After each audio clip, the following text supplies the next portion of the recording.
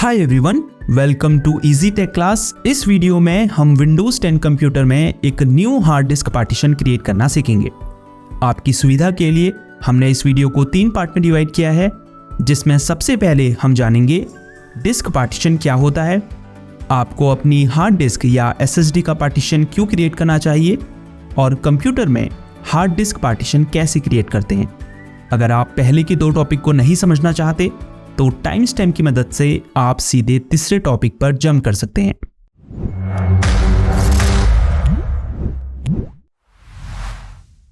Video में आगे बढ़ने से पहले अगर आप विंडोज से रिलेटेड ऐसे ही यूजफुल ट्यूटोरियल्स चाहते हैं तो इजी टेक क्लास को सब्सक्राइब जरूर कीजिए। डिस्क पार्टीशनिंग बेसिकली वो प्रोसेस है जिसमें आप अपनी हार्ड ड्राइव या एसएसडी को एक या उससे अधिक पार्ट्स में डिवाइड करते हैं।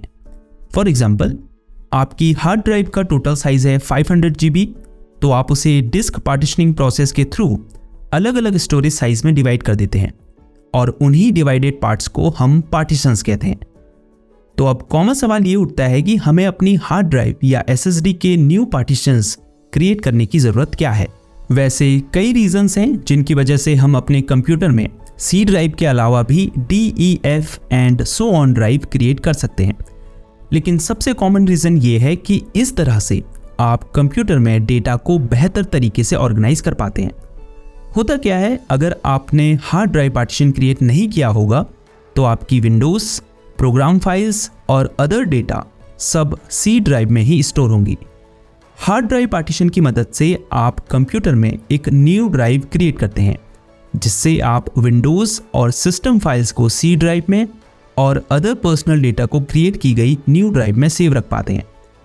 इसका फ़ायदा ये होगा कि अगर आप भविष्य में न्यू विंडोज़ इंस्टॉल करते हैं तो आपका पर्सनल डेटा और प्रोग्राम्स बिल्कुल सुरक्षित रहेंगे। इसके अलावा भी कई बेनिफिट्स हैं हार्ड ड्राइव पार्टीशन क्रिएट करने के, लेकिन मैं उनमें अभी नहीं जाना चाहता। सो आई होप अब तक आप डिस्क पार्टीशनिंग क्या है और हार्ड डिस्क पार्टीशन क्यों क्रिएट करते हैं इस बारे में जान गए होंगे। तो चलिए अब सीधे विंडोज 10 में एक न्यू ड्राइव क्रिएट करना सीखते हैं। एक न्यू हार्ड डिस्क या एसएसडी पार्टीशन क्रिएट करने के लिए हम विंडोज डिस्क मैनेजमेंट टूल का यूज़ करेंगे।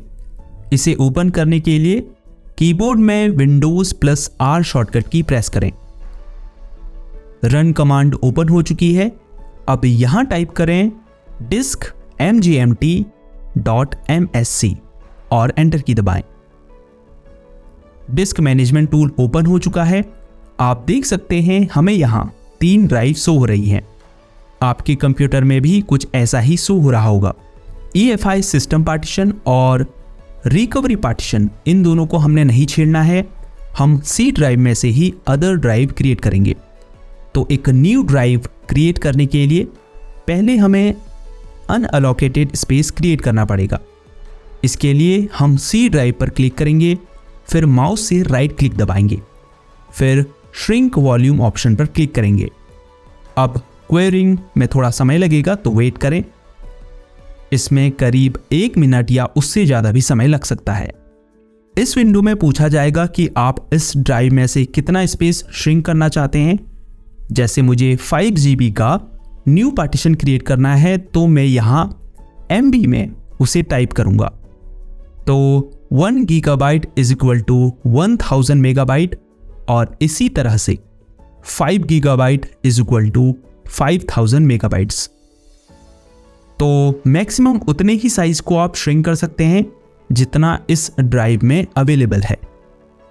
इसके नीचे आपको श्रिंक के बाद टोटल साइज क्या होगा उस पार्टीशन का, यह दिखा रहा है।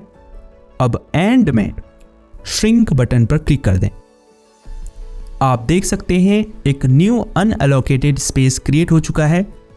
अभी न्यू पार्टीशन क्रिएट नहीं हुआ है, उसके लिए हमें इसे फॉर्मेट करना होगा। तो अब हम इस अनअलोकेटेड स्पेस को सेलेक्ट करेंगे और फिर इस पर राइट क्लिक करेंगे, फिर न्यू सिंपल वॉल्यूम पर क्लिक करेंगे। New simple volume wizard open हो चुका है। सिंपली नेक्स्ट पर क्लिक करें। ये हमारी न्यू ड्राइव का टोटल साइज है, तो हम इसमें कोई भी चेंजेस नहीं करेंगे, सिंपली नेक्स्ट पर क्लिक कर देंगे।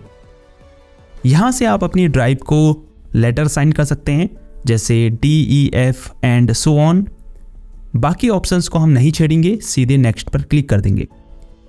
यहाँ आपसे पूछा जा रहा है कि आप किस फॉर्मेट में पार्टीशन क्रिएट करना चाहते हैं।